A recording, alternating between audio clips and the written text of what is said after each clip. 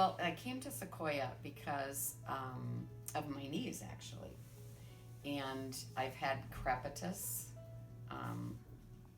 for probably 3 years, I think. And I had fallen about 5 or 6 years ago on, just straight down on concrete. So I came here for evaluation of my knees.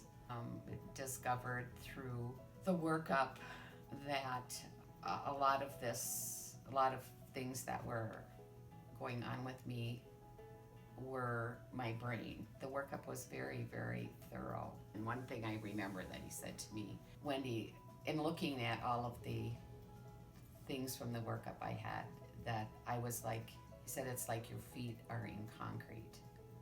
Then in looking at all the things that hold me back, it's definitely emotional from my childhood. In doing the brain training and the QNRT, what showed up for me, no surprise, was abuse from sexual abuse from my father. And it wasn't even on my radar for many years. I mean, most of this happened between 12 and 13.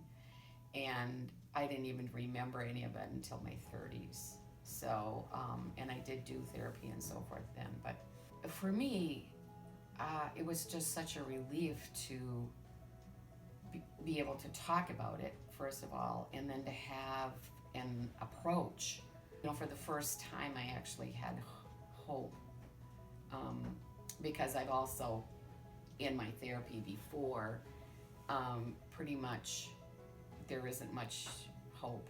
If you can just make tiny steps, you're lucky. So for me, it was just being heard and, working on these neural pathways that I know that are so important. I just keep going back to the word hope and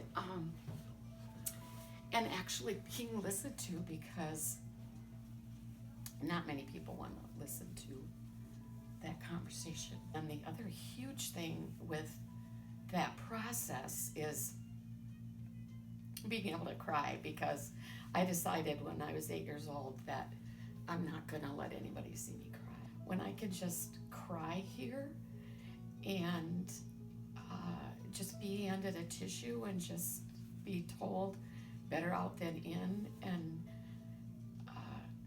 be comfortable doing what I need to do.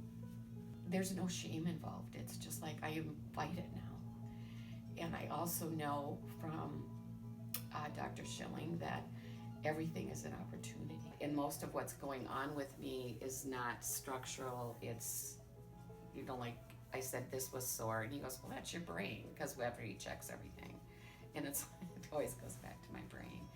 But the thing I'd like to say about that is I am just so much more positive about everything. I really feel like I do have a new brain. This thing that I carried inside, I just had all of this incredible tension. And when is the next shoe gonna drop? And when is this all gonna fall apart? And when are people gonna find out what I truly like? That kind of thing. And that's gone. It's just such an incredible relief. And also that voice in the back of my head that's constant, this constant critic of you're not good enough, you're not this, you're not that, is very, very subtle now, where it used to be front and center. It was like one weekend, I woke up, feeling like I have a new brain. And then the next thing I know is I'm hearing my husband say thank you and please, and oh, this tastes so good, and oh, this is so wonderful. I just love that dress you're wearing, or you look really nice today. That color matches you. And it's like, what? I mean, I've never heard this from him ever. And it's continued. I mean, it's not like it came and went. It's just, so I have a new husband.